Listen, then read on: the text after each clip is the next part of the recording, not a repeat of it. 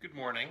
This is Friday, March the 27th, and here's the next installment on these little videos that I'm doing almost every day. I might not do it Sunday morning, but we'll go live from St. Paul's Church with the morning prayer service on Sunday morning. That'll be a Facebook event, we hope.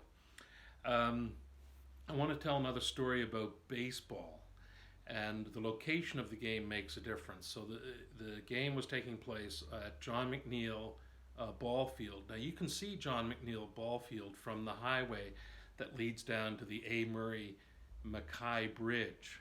I was around when that bridge was built, and I remember the teachers telling us he pronounced it Mackay. So the A. Murray Mackay Bridge, on your way down there, just sort of before you get to the approaches to the bridge, if you look off to your left on the Dartmouth side, you'll see Albro Lake. Big Albro Lake, that is, and just beside it there's a school, and then there's a ball field there. And this was in the days before we lit up the field.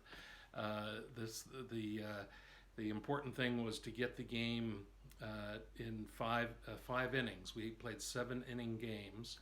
I was coaching at the time, and you had to get 5 innings, complete innings, for it to be considered a complete game.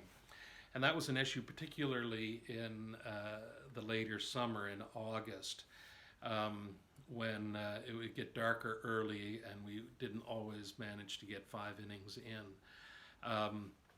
So the ground rules for John McNeil ball field was when the street lights go on, and by street lights I mean the lights on the highway. So when those went on, it was agreed. It wasn't anybody's call. If the lights were on the highway, then the game was called. So, my ball and my glove. We were in a game. We were winning. My team was winning. It was the bottom of the 5th inning. 2 outs, bases loaded, and we're starting the top part of the lineup again. So the best hitters are about to come up, and we're winning significantly. And 2 outs, bases loaded. I went up to the guy that was about to bat, and I said, if you strike out, then this is a complete game, and we've won. All you need to do is strike out, and we've won the game.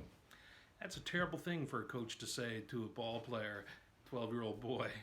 And but I did. I said, all you got to do is strike out. And he said he didn't want to do that. He argued with me, and I said, that's what I'd like you to do. So we put this in the win column, because it was getting late in the evening and those street lights were about to come on, and it was foggy, and I just wanted the complete game, because it was always really difficult to reschedule games. Anyway, he didn't want to do it. First pitch, straight down the middle, called strike. Good. Second pitch, clearly a ball, but my guy swings at it and misses. So, I'm glad about that. 2 strikes now, but he looks at me between the pitches in complete anguish, as if this is the worst thing I could possibly ask him to do. Next pitch is a ball. He doesn't swing at it. 4th pitch, straight down the middle. He swings.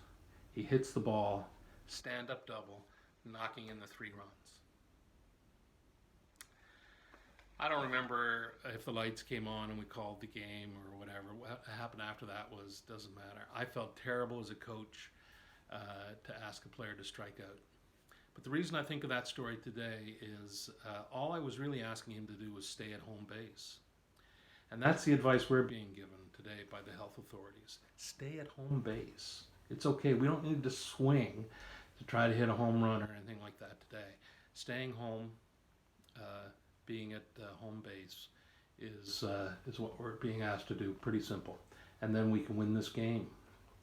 It does need to be called because of darkness. Interesting fact about Dartmouth. The city of Dartmouth was named after William Legg. Go figure.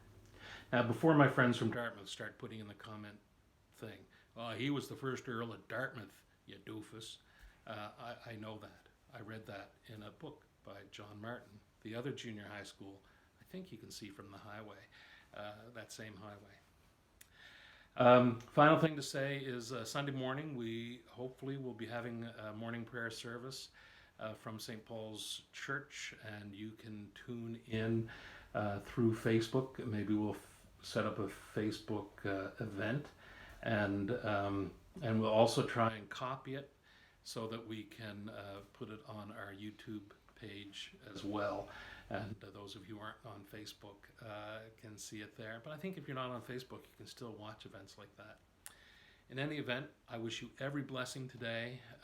Stay safe, stay home, and God bless. Amen.